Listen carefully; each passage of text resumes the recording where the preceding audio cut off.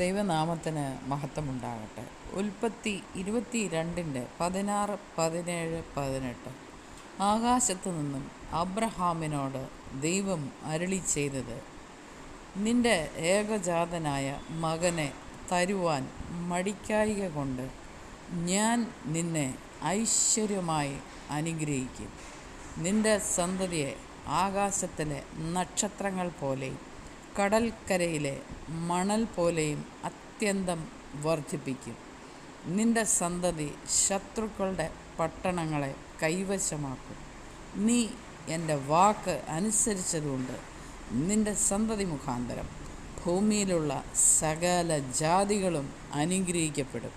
ഇന്നത്തെ ദിവസം ഈ വചനങ്ങളാൽ ദൈവം തമ്പുരാൻ നമ്മളെയും നമ്മൾക്കിവിടെ അവകാശമായി തന്ന സകലതിനെയും അനുഗ്രഹിച്ച് കാക്കുമാറാകട്ടെ. ആമേൻ.